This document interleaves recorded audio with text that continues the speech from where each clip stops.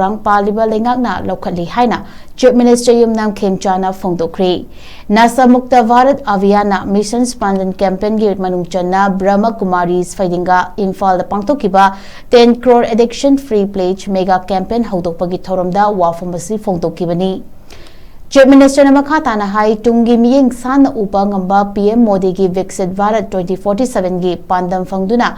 Malem asida chaukat palebak singi manung chana ngamnaba naharol sing mayai kaba nisagi potlam sing dagi lapthok hanbagi tangai fadaba lay haiba wafam phongdokhi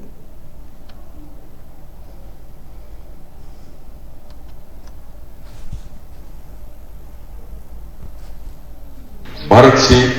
khwaidagi wangba khwaidagi matun leiba khwaidagi economic growth leiba lebak ba oina ba phonabada ngasi leiba generation Sigina Hasina, Tisan Kaja Kaja Madu Asadu, which for the Habitu Waka, Naran Bibi Hona, Baraki Pranmantina, Barak Shinmatuna, which is free drug campaign, see we find to go home, Dugamasi, so Burma Kumari, Maribu organizations in a Pantopi, the Suba, Kanosi, Yawasi, like President Kali, Kuimanipusi. Tongan crisis na pik thala ba lewa kamani adubu tapna pige praja sina tongan mo community sina gyan tanaba malak padagi khara indar pagi mami jai ire thamjage samchamba cities manipuri citizens in bharat ke praja se mayam city loina mak shanti pamol na ui isam chamba praja sin ki wakhal dagi loina puna leini tuga loina Nuai ni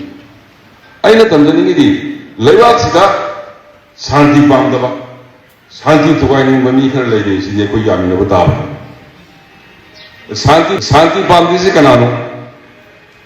community basis nate some individuals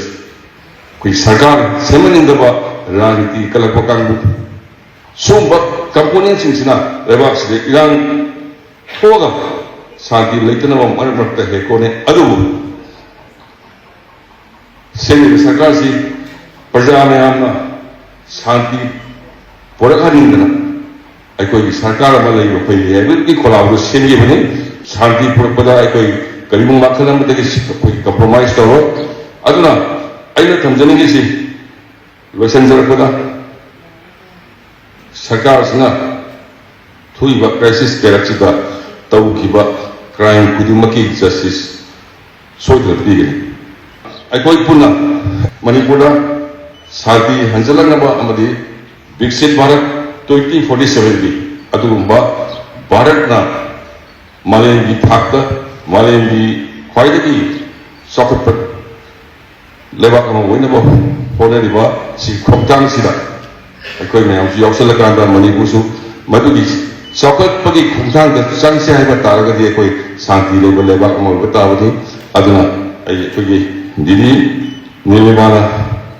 shanti hanjalakaba meditation tawbina asigi